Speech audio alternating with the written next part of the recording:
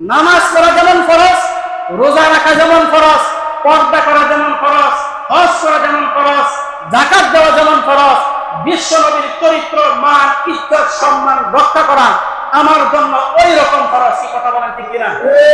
বিশ্ব নবীকে নিয়ে যদি কেউ কটূক্তি করে, সে যদি আমার বাবাও হয়, তখন তাকে হত্যা করা আমার জন্য ফরজ হয়ে যায়। কি কথা বলেন ঠিক কিনা?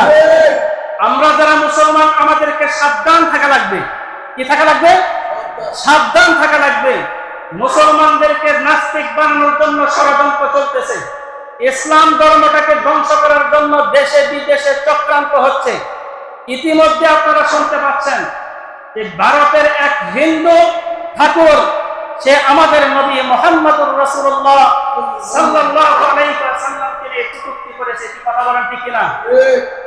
বিজেপির আরেক নেতা ওই হিন্দু ঠাকুরের কটূক্তি করাটা, ব্যঙ্গ করাটা সে সমর্থন করে বলেছে যে ওই হিন্দু ঠাকুরকে যদি কোনো মুসলমান আঘাত করে, তাহলে মুসলমানদের মসজিদে ঢুকে ঢুকে মুসলমানদেরকে হত্যা করা হবে।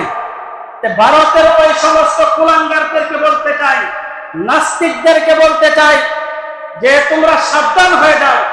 সব কিছুর ব্যাপারে আপোষ হলেও বিশ্ব নবীর ব্যাপারে কোনো আপোষ হবে না। কি কথা বলেন ঠিক কিনা? একজন মুসলমান বাংলাদেশের ভিতরে বেঁচে থাকতে তোমাদের সেই কটূক্তি করা বরদাস্ত করবে না।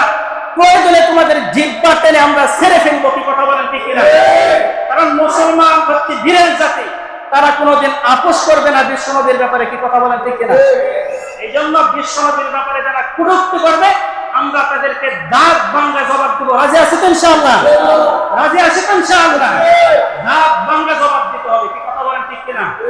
নামাজ পড়া যেমন ফরজ, রোজা রাখা যেমন ফরজ, পর্দা করা যেমন ফরজ, হজ করা যেমন ফরজ, যাকাত দেওয়া যেমন ফরজ, বিশ্ব নবীর চরিত্র, মান, ইজ্জত, সম্মান রক্ষা করা আমার জন্য ওই রকম ফরজ। কি কথা বলেন ঠিক কিনা? বিশ্ব নবীকে নিয়ে যদি কেউ কটূক্তি করে, সে যদি আমার বাবাও হয়, তখন তাকে হত্যা করা আমার জন্য ফরজ হয়ে যায়। কি কথা বলেন ঠিক কিনা? তাকে হত্যা করা আমার জন্য কি হয়ে যায়? ফরজ হয়ে যায়। এই জন্য আমাদের স্লোগান হবে একটাই, মান সাব্বা নবিয়ান ফাকতুলু। যারা বিশ্ব নবীকে নিয়ে কটূক্তি করবে, তাদের শাস্তি হচ্ছে মৃত্যুদণ্ড। কি কথা বলেন ঠিক কিনা? তাদের শাস্তি কি? মৃত্যুদণ্ড। এর ভিতরে কোনো আপিল চলবে না। কি কথা বলেন ঠিক কিনা? চার মাযহাবের ইমাম আবু হানিফা রাহমাতুল্লাহি আলাইহি, ইমাম শাফি, ইমাম মালিকি, ইমাম হাম্বলি, চার মাযহাবের ইমামের একটাই রায় যে বিশ্ব নবীকে নিয়ে কটূক্তি করবে, তার শাস্তি হচ্ছে মৃত্যুদণ্ড। যে সমস্ত কুলাঙ্গার আমার নবীকে নিয়ে কটূক্তি করেছে, ব্যঙ্গ করেছে, অবিলম্বে তাদের আমরা মৃত্যুদণ্ড কার্যকর দেখতে চাই। কি কথা বলেন ঠিক কিনা? বলেন চান কি চান না? যারা বিশ্ব নবীকে নিয়ে কটূক্তি করবে, আমাদের স্লোগান একটাই, মান সাব্বা নবিয়ান ফাকতুলু। বিশ্ব নবীকে নিয়ে যারা কটূক্তি করবে, তার শাস্তি হচ্ছে মৃত্যুদণ্ড। কি কথা বলেন ঠিক কিনা? কারণ সবকিছু মেনে নেওয়া যায়, কিন্তু বিশ্ব নবীর অপমান মেনে যাওয়া যায় না। বিশ্ব নবীকে আল্লাহ তাআলা কত ইজ্জত দিয়েছেন, কত সম্মান দিয়েছেন, এটা আমাদের জানা দরকার আছে না নাই? স্বয়ং আল্লাহ তাআলা নিজে বিশ্ব নবীকে সম্মান দিতেছেন। বলেন সুবহানাল্লাহ। হাদিসের ভিতরে আছে, বনু তামিম গোত্রের একজন সাহাবী বিশ্ব নবী সাল্লাল্লাহু আলাইহি ওয়াসাল্লামের কাছে আসলেন। বিশ্ব নবীর কাছে আসার পরে বলতেছেন, ইয়া রাসূলুল্লাহ, ইয়া হাবিবাল্লাহ, আমাদের তামিম গোত্রের নির্দিষ্ট কোনো নেতা নাই, আপনি একজন নেতা বানায় দেন।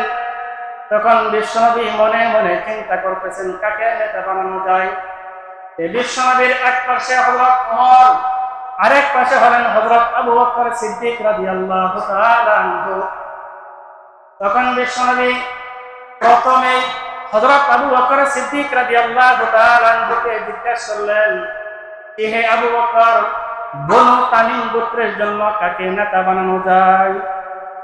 হযরত আবু বকর সিদ্দিক রাদিয়াল্লাহু তাআলা আনহু তিনি একজনকে উদ্দেশ্য করে লক্ষ্য করে দেখাইলেন যে অমুক ব্যক্তিকে আপনি নেতা বানাইতে পারেন, কারণ সে খুব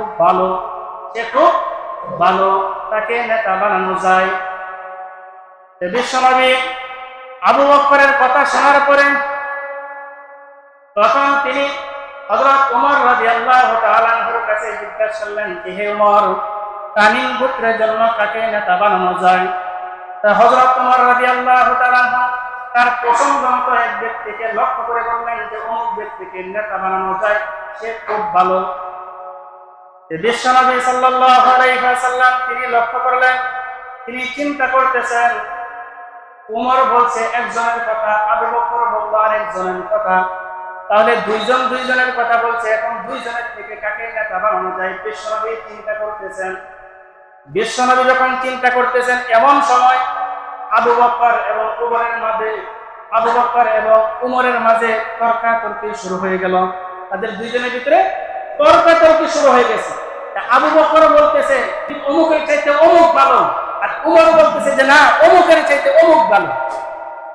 এরকম বলতে বলতে তাদের দুইজনের তর্কাতর্কি শুরু হয়ে গেছে। কি শুরু হয়ে গেছে? তর্কাতর্কি যখন শুরু হয়ে গেছে, বিশ্বনবী এই কথাও বললেন না যে তোমরা চুপ থাকো। বিশ্বনবী নিজে নীরবতা পালন করলেন, চুপ করে রইলেন, আর দুইজনের কথাটা তিনি বিবেচনা করতেছেন, চিন্তা করতেছেন।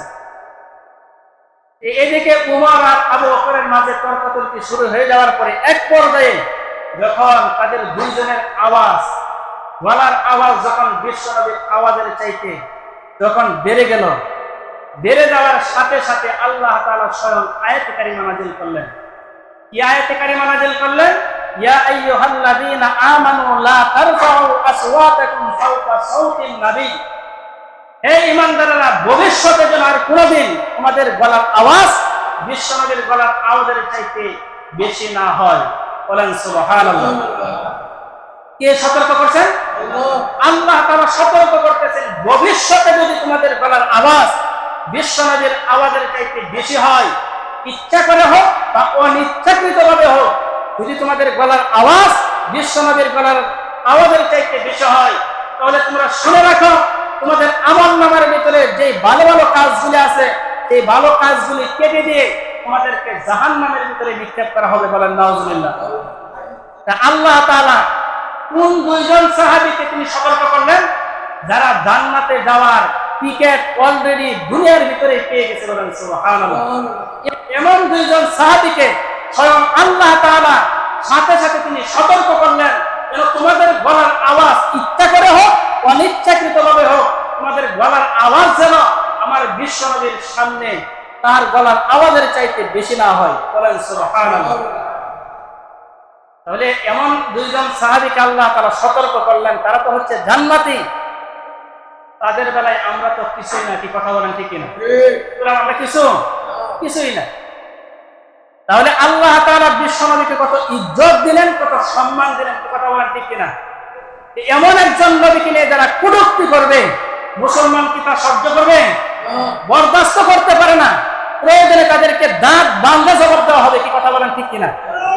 এই তারা কিন্তু ইসলাম ধর্মটাকে নষ্ট করার জন্য, শেষ করে দেওয়ার জন্য, আপনাকে আমাকে নাস্তিক বানানোর জন্য তারা অলরেডি দেশে বিদেশে এরকম ভাবে চক্রান্ত করতেছে। কি কথা বলেন, ঠিক কিনা? আমরা সাবধান থাকি, সতর্ক থাকি, এবং আমাদের নবীর মা ইজ্জত রক্ষা করে যেন আমরা জীবন যাপন করতে পারি। আল্লাহ তাআলা আমাদের সকলকে তৌফিক দান করুন। সকলে আল্লাহুম্মা আমিন।